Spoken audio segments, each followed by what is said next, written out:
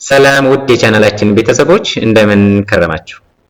ዛሬ ይዤላችሁ የመጣሁት ምንድነው ከቻፕተር 1 ኮሌክት አድርጌ ለሚድ ኤግዛም ያዘጋጃችኋል ያልኩትን ጥያቄዎች አዘጋጅቼ ይዤላችሁ መጥቻለሁ ማለት ነው። 20 question 20 የሚሆኑ ጥያቄዎችን ይዤላችሁ መጥቻለሁ። 10 ምርጫ አለው፣ 5 ትሩ ፎልስ፣ 3 ብላንክ ስፔስ፣ 2 ዲስከሽን ይዤላችሁ መጥቻለሁ ማለት ነው። ኦንሊ ቻፕተር 1 ማለት ነው። ከቻፕተር 1 ብቻ ነው። ቻፕተር 1 እንግዲህ ከዚህ በፊት ተምረን ነበር። ልክ እንደዚህ ነው የምንቀጥለው ማለት ነው። ልክ ቻፕተሩን ስንጨርስ ከዛ ከቻፕተር ጥያቄ እንሰራለን።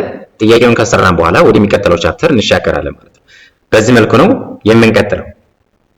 ስለዚህ ከቻፕተር 1 ለሚድ ኤግዛም የሚያዘጋጃችሁን ይዤላችሁ መጥቻለሁ ማለት ነው። ስለዚህ ቀጥታ ወደ ጥያቄዎቹ እንሄዳለን ማለት ነው። ኤክስፕላኔሽን አለው፣ ማብራሪያ አለው፣ መልስም አለው ማለት ነው። ራይት አንሰርም አለ፣ ኤክስፕላኔሽንም አለ ማለት ነው። ስለዚህ ወደ ጥያቄው ስንሄድ የመጀመሪያው መልቲፕል ቾይስ ነው። መልቲፕል ቾይስ ነው። አንደኛ ንግባ። which branch of statistics is concerned with summarizing data within graph, chart and table? A. inferential statistics, B. descriptive statistics, C. plural statistics, D. mathematical statistics። ስለዚህ የመጀመሪያው ጥያቄ የሚለው ምንድነው? ግራፎችን፣ ቻርቶችን እና ደግሞ ሰንጠረዦችን በመጠቀም መረጃን በአጭሩ የሚያቀርብልን የስታቲክስ ዘርፍ የትኛው ነው? ራይት ግራፎችን ተጠቅሞ፣ ቻርቶችን ተጠቅሞ፣ ሰንጠረዦችን ተጠቅሞ መረጃን በአጭሩ የሚያቀርብ የስታቲክስ ዘርፍ የትኛው ነው የሚል ነው ማለት ነው አንደኛው ጥያቄ። ስለዚህ መልሳችን ሊሆን የሚችለው ዲስክሪፕቲቭ ስታቲክስ ነው። ቢ ዲስክሪፕቲቭ ስታቲክስ። እዚህ ጋር ኤክስፕላኔሽን አስቀምጬላችኋለሁ። ምን ይላል? ዲስክሪፕቲቭ ስታቲክስ focus on describing important aspects of measurements and presenting mass of data in an understandable manner through summarize and visual. right እንግዲህ ያው ዲስክሪፕቲቭ ስታቲክስ መረጃን በሚረዳ መንገድ ለማጠናቀቅ እና ለማቅረብ ያገለግለናል ማለት ነው። ስለዚህ የዚህ መልስ ዲስክሪፕቲቭ ስታቲክስ ይሆናል ማለት ነው። ወደ ሁለተኛው ጥያቄ ስንሄድ ደግሞ ምን ይላል? researcher use average income of 1500 families to estimate the average income of all families in Ethiopia. This is an example of descriptive statistics, data collection, inferential statistics, qualitative variable. ይህ ጥያቄ የሚለን ምንድነው? አንዲት ተመራማሪ የአምስት ቤተሰቦችን አማካይ ገቢ በመውሰድ በኢትዮጵያ ያሉትን ሁሉንም ቤተሰቦች ገቢ ለመገመት ቢሞክር ምንድነው ያደረገው? የ500 ቤተሰቦችን አማካይ ገቢ ነው። ያንን በመውሰድ እንደ ሳምፕል በመውሰድ በኢትዮጵያ ያሉትን ሁሉንም ቤተሰቦች ገቢ ለመገመት ቢሞክር ይህ ምን ይባላል? A descriptive statistics, B data collection, C inferential statistics። ስለዚህ መልሳችን የሚሆነው inferential statistics ነው። inferential statistics ምክንያቱም inferential statistics ምንድነው? ከሳምፕል ተነስተን ስለ አጠቃላይ ህዝብ ስለ ፖፑሌሽን መደምደሚያ የምንሰጥበት ዘዴ inferential statistics እንደሆነ ተነጋግረናል።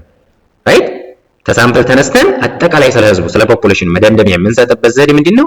ኢንፌሬንሻል ስታቲክስ ነው። ስለዚህ the answer must be C ይሆናል ማለት ነው። C ይሆናል። ምክንያቱም ከ500 ፋሚሊ ተነስቶ አጠቃላይ ለኢትዮጵያ ሳምፕል 500 አጠቃላይ ለኢትዮጵያ ፖፑሌሽን ግምት ነው የሰጠው። ስለዚህ ይሄ ምን ይሆናል?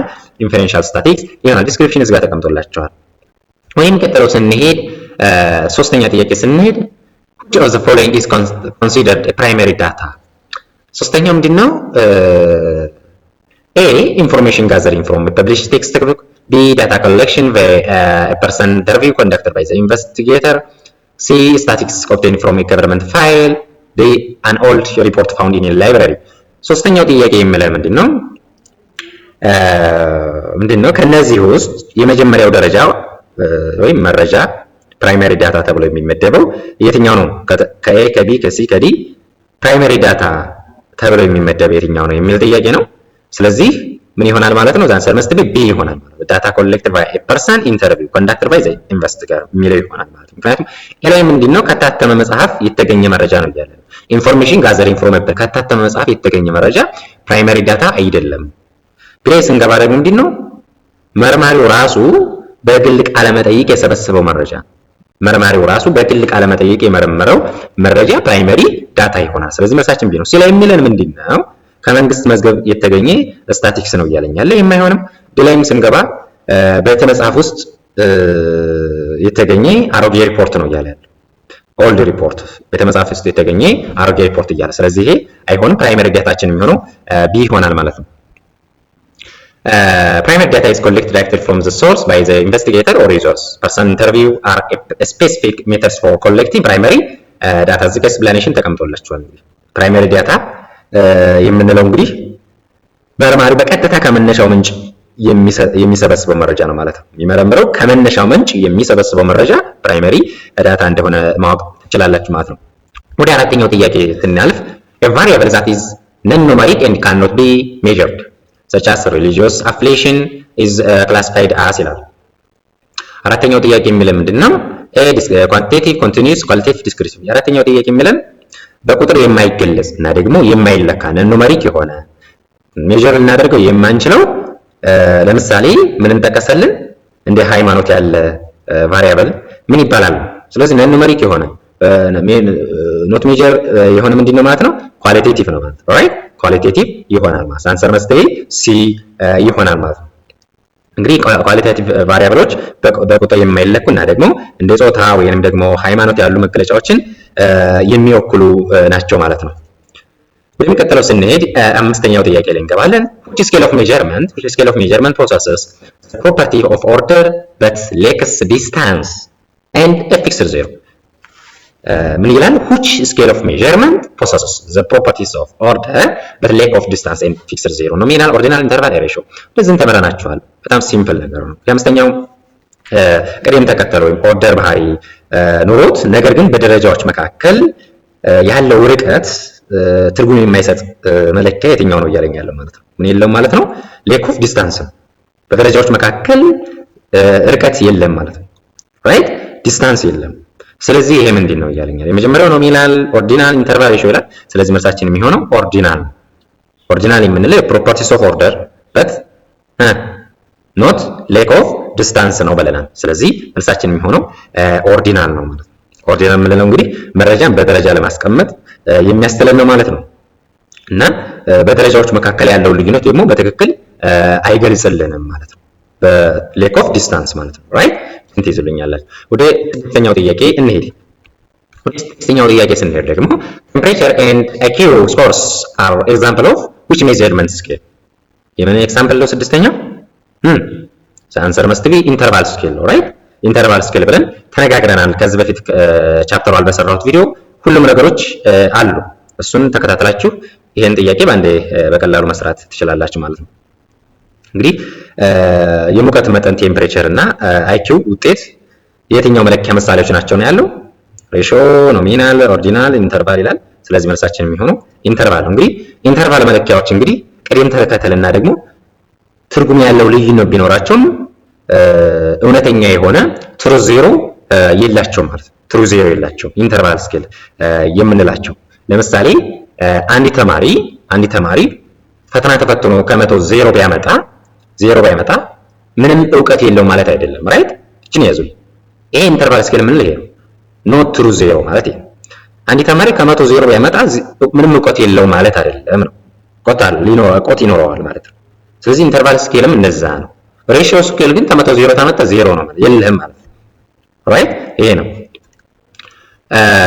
ወደ ሰባተኛው ጥያቄ ስናልፍ in a statistical investigation the process of extracting relevant information through mathematical operation is called data organization data presentation data analysis data inference ሰባተኛው ጥያቄ የሚለን በስታቲክስ ምርመራ ወቅት ሂሳባዊ ስሌቶችን በመጠቀም ጠቃሚ መረጃ የማውጣት ሂደት ምን ይባላል ነው እያለኝ ያለው ማለት ነው ራይት እንግዲህ በስታቲክሳዊ ምርምር ውስጥ ሂሳባዊ ስሌትን በመጠቀም ጠቃሚ መረጃን የማውጣት ሂደት ምንድነው እያለኝ ያለው ማለት ሰባተኛው ጥያቄ ነው የመጀመሪያው ዳታ ኦርጋናይዜሽን ነው መረጃን ማደራጀት ነው ቢ ላይ ደግሞ ስን ዳታ ፕሬዘንቴሽን ነው መረጃን ምን ማድረግ ማቅረብ ፕሬዘንት ማድረግ ሶስተኛ ሲ ላይ ዳታ አናላይዝ ነው መረጃን መተንተን አናላይዝ ማድረግ ዲ ላይ ዳታ ኢንፈረንስ ነው መረጃን መደምደም ነው ስለዚህ መልሳችን ሊሆን የሚችለው እዚህ ጋር ምንድነው ዳታ አናላይዝ ራይት ዳታ አናላይዝ ትንተና ነው እንግዲህ ዳታ አናላይዝ ማለት ሂሳባዊ ስራዎችን በመጠቀም ከጠቅላላ መረጃ ውስጥ ጠቃሚ ነጥቦችን የማውጣት ሂደት ነው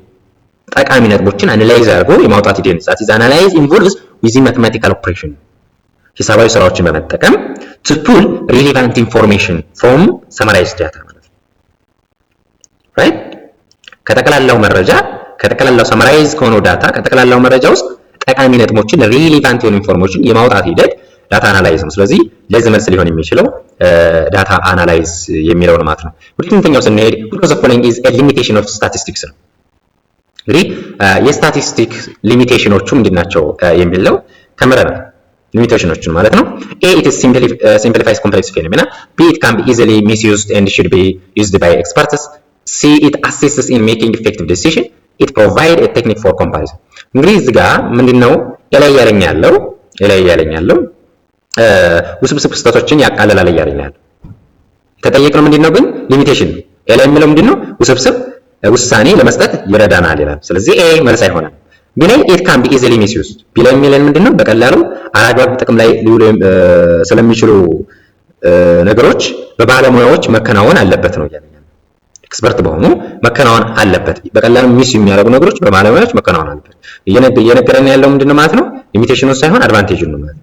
ስለዚህ it assists in making effective decision ስለዚህ ምንድነው ውጤታማ ውሳኔ ለመስጠት ይረዳል። እኛ ግን የተጠየቅነው ሊሚቴሽኑ ነው። it provide a technique for comparison ለማነጻጸር ዘዴዎችን ያቀርባል ነው ያለው። ስለዚህ A C እና D አይሆንም እዚህ ጋር B ላይ ያለው መልስ ይሆናል። limitation of statistics right limitation of statistics እንግዲህ ስታቲክስ በቀላሉ ሊሳሳት ወይንም ደግሞ አላግባብ ጥቅም ላይ ሊውል መቻሉ አንዱ ዋና ሊሚቴሽኑ ስታቲክስ እንግዲህ በቀላሉ ሊሳሳት ይችላል ወይንም ደግሞ አላግባብ ጥቅም ላይ ሊውል ስለሚችል ይሄ አንድ ድክመቱ ነው ማለት ነው። ስታቲክስ it can be easily የሚለው እዚህ ጋር misuse B ይሆናል ማለት ነው። ማለት ወደ ዘጠነኛው ጥያቄ ስንሄድ a ratio scale is unique because it possesses A only the property of order, B mutually exclusive category, C a true fixed zero, D no arithmetic operation. ዘጠነኛ ላይ ምንድነው የሚለው የሬሽዮ መለኪያ ከሌሎች የሚለይበት ዋና ባህሪው ምንድነው? ዩኒክ የሚያደርገው ሬሽዮ ስኬል ከሌሎች ዩኒክ የሚያደርገው ምንድነው ነው እያለኛል። ስለዚህ C ነው ትሩ ዜሮ ኦር ፊክስድ ዜሮ። ላይ እያለኛለው የቅደም ተከተል ባህሪው ብቻ ስላለው ነው ይላል። ፕሮፐርቲ ኦፍ ኦርደር ብቻ ስላለው ነው ሌሎችም አላቸው። ላይ መልስ አይሆንም። ሙቹዋሊ ኤክስክሉሲቭ ካታጎሪ ስለሆነ ይላል። እርስ በርስ የማይገናኙ ምድቦች ስላሉት ነው የማይሆንም። ትሩ ፊክስድ ዜሮ እንግዲህ ከሌሎች ዩኒክ የሚያደርገው ሬሽዮ ስኬል እውነተኛ የሆነ ዜሮ ስላለው ነው ማለት ነው። ፊክስድ ዜሮ ስላለው ነው ማለት ነው። ሌሎቹ የላቸውም። ሬሽዮ ስኬል ግን ፊክስድ ትሩ የሆነ ፊክስድ ዜሮ ስላለው ከሌሎቹ የተለየ ያደርገዋል ማለት ነው። እሺ ወደ 10ኛው ጥያቄ ስንሄድ which stage of investigation involves measuring and gathering raw data ምንድነው የሚለው እንግዲህ raw ዳታዎችን ጥሬ መረጃዎችን የመሰብሰብና ደግሞ የመለካት ሂደት በየትኛው የጥናት ደረጃ ይከናወናል በየትኛው የጥናት ደረጃ ይከናወናል የሚል ጥያቄ ነው 10ኛው ጥያቄ ላይ ያለ ማለት ነው። A interpretation ይለናል ትርጓሜ መስጠት፣ B organization ማደራጀት፣ C መተንተን analyze፣ D መሰብሰብ ወይም ኮሌክት ማድረግ። ስለዚህ መልሳችን ሊሆን የሚችለው መሰብሰብ የሚለው ነው። collection የምንለው collection is the first stage and involves the assembly of raw data for measurement or gathering right። እንግዲህ መረጃ መሰብሰብ የመጀመሪያው ደረጃ ሲሆን raw ዳታዎችን የማሰባሰብ ስራ ይከናወንበታል ማለት ነው collection። ስለዚህ መልሳችን D ይሆናል ማለት ነው። ወደ ፓርት 2 ስንገባ ፓርት 2 ላይ true or false ነው። 5 ጥያቄዎች አሉ true or false ላይ እነሱን እንሰራለን። የመጀመሪያው ምን ይላል? statistical data are mathematically exact and never approximate ይላል። statistical data are mathematically exact and never approximate ነው የሚለው። አንደኛው ጥያቄ ምንድነው? የስታቲስቲክስ መረጃዎች ሁልጊዜ ሂሳባዊ ትክክለኛነት ያላቸው እንጂ ግምታዊ አይደሉም እያለኝ ነው። this is false ነው መልሳችን የሚሆነው right። እንግዲህ የስታቲስቲክስ መረጃዎች ግምታዊ ናቸው እንጂ ሙሉ በሙሉ ሂሳባዊ ትክክለኛነት የላቸውም right። ትክክለኛነት የላቸውም ምንድነው ማለት ነው? ግምታዊ ናቸው። እሱ ግን ምንድነው ያለን እሱ ጋር ስታቲስቲካል የሆኑ መረጃዎች ሁልጊዜ ሂሳባዊ ትክክለኛነት ያላቸው ናቸው እንጂ ግምታዊ አይደሉም እያለኝ ነው። the answer must be false ይሆናል። according to the limitations of statistics statistical data are only approximate not mathematically correct ነው ማለት right? ወደ ሁለተኛው ጥያቄ ስንሄድ data that is considered primarily for one researcher might be secondary for another. እንግዲህ ምንድነው የሚለኝ ለአንድ ሰው ፕራይመሪ ዳታ የሆነ መረጃ ለሌላኛው ሁለተኛ ደረጃ ወይም ሰከንዳሪ ዳታ ሊሆን ይችላል እያለ ይሄ ትክክል። እንግዲህ አንድ መርማሪ የሰበሰበው መረጃ ሌላ ሰው ከታተመበት ምንጭ ወስዶ ሊጠቀመው ይችላል ማለት ነው right? If one person collect data primary and publish it, another person using the same published data is using it as a secondary source ማለት ነው right? ስለዚህ አንድ መርማሪ የሰበሰበው መረጃ ሌላ ሰው ከታተመበት ምንጭ ወስዶ ምን ማድረግ ይችላል? ሊጠቀምበት ይችላል ማለት ነው። ይህ ደግሞ ሁለተኛ ደረጃ ሰከንዳሪ ዳታ እንለዋለን ማለት ነው። ስለዚህ የሁለተኛው ትሩ ይሆናል ማለት ነው። ወደ ሶስተኛው ጥያቄ ስንሄድ ኖሚናል ስኬል allow for arithmetic operation like addition and subtraction። ሶስተኛው ጥያቄ እንግዲህ ኖሚናል ስኬል ላይ እንደ መደመር፣ መቀነስ ያሉ ሂሳባዊ ስሌቶች መጠቀም ይቻላል ነው ያለው። ፎልስ ነው። እንግዲህ ኖሚናል ስኬል መረጃን ለመለየት ብቻ ነው የሚያገለግለው። መረጃውን ለመለየት ብቻ የሚያገለግል እንጂ ሂሳባዊ ስሌት የሚሰራበት አይደለም ማለት ነው። ሂሳባዊ ስሌት አንሰራም። no arithmetic or relational operation can be applied in nominal scale right? ስለዚህ ሞልሳችን ፎልስ ይሆናል ማለት ነው። ወደ አራተኛው ጥያቄ ስንሄድ quantitative variable can be either discrete or continuous። እንግዲህ quantitative variables either discrete ወይንም ደግሞ continuous ናቸው። ይሄ ትሩ ነው። ዲስክሪት የሆኑ የተቆራረጡ ወይንም ደግሞ ቀጣይነት ያላቸው ኮንቲኒዩስ ሊሆኑ ይችላሉ ነው የሚለን። ስለዚህ ትክክል። quantitative memory variables are categorized into those two types right? such as number of students discrete or height continuous ሊሆኑ ይችላሉ ማለት ነው። ስለዚህ አራተኛው ትሩ ይሆናል። ወደ አምስተኛው ስንሄድ inferential statistics is primarily used to describe the characteristics of a sample without making claims about a larger group ነው። አምስተኛው የሚለው ምንድነው? ኢንፈረንሻል ስታቲክስ ጥቅም ላይ የሚውለው የሚውለው ስለ ሳምፕል ብቻ መረጃ ለመስጠት እንጂ ስለ አጠቃላይ ህዝብ ለመደምደሚያ አይደለም ነው እያለኛል። ፎልስ ነው። እንግዲህ ኢንፈረንሻል ስታቲክስ ምንድነው የሚያደርገው ነው? መጀመሪያ ከሳምፕል ተነስቶ ስለ አጠቃላይ ህዝብ ለመደምደም የሚያገለግል ነው ብለናል። እዚህ ጋር ግን ጥያቄው እያለኝ ያለው ኦንሊ ስለምን ብቻ ነው አለ?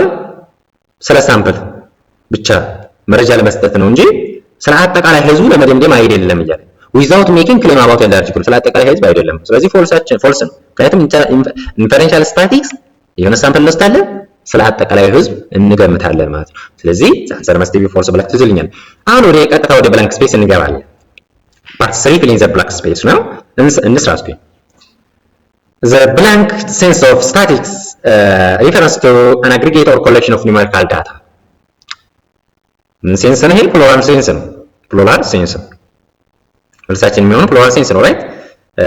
The blank sense of static refers to aggregate or collection of numerical data. ይሄ ፕሉራል ሴንስ ነው። ወደ ሁለተኛው ስንገባ height, weight, age are examples of ምን ስኬል ናቸው? ሬሽዮ ስኬል right? it is numeric ናቸው። ዝርዝር አላቸው።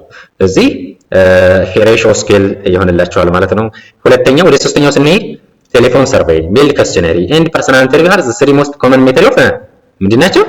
ሰርቬይ ሪሰርች ናቸው ማለት ነው። ቀላል ናቸው ጥያቄዎቹ። ወደሚቀጥለው ጥያቄ እንሄድ። ሁለት ዲስከሽን አሉ።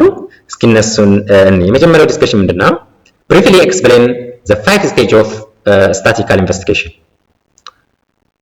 ምን አድርጎ ነው ያለው? አምስቱን የስታቲስቲክስ ምርመራ ደረጃዎች በአጭሩ ግለጹ ነው።